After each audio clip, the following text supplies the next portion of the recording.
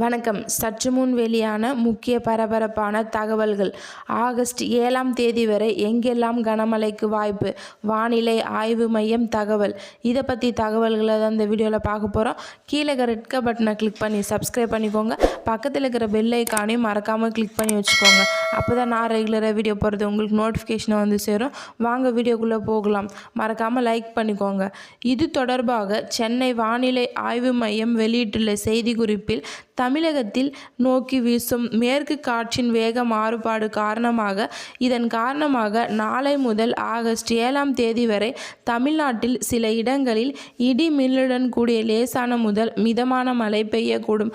தமிழகத்தில் தஞ்சாவூர், திருவள்ளூர், நாகப்பட்டினம், மயிலாடுதுறை, புதுக்கோட்டை மற்றும் கடலூர், விழுப்புரம் மற்றும் அரியலூர் மாவட்டங்களிலும் டெல்டா மாவட்டங்களிலும் நாளை ஓரிரு இடங்களில் கனமழை பெய்ய வாய்ப்புள்ளது.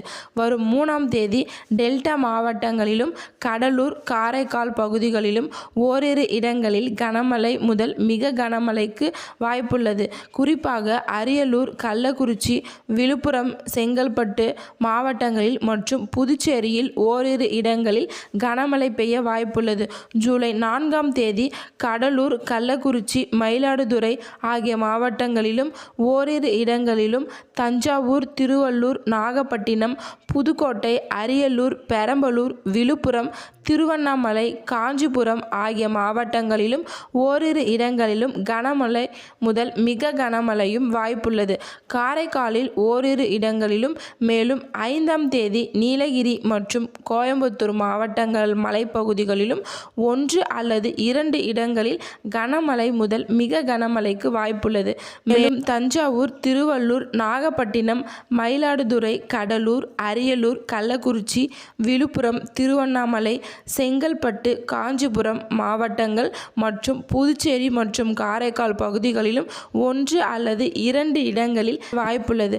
6ஆம் தேதி கோவை மாவட்டம், நீலகிரி, தேனி, தென்காசி, திண்டுக்கல், கிருஷ்ணகிரி, தருமபுரி, திருப்பத்தூர் மாவட்டங்கள் மலைப்பகுதிகளிலும் 1 அல்லது 2 இடங்களிலும், 7ஆம் தேதி கோவை மாவட்டம், நீலகிரி, தேனி, தென்காசி மாவட்டங்களில் மலைப்பகுதிகள் 1 அல்லது 2 இடங்களில் கனமழை பெய்ய வாய்ப்புள்ளது.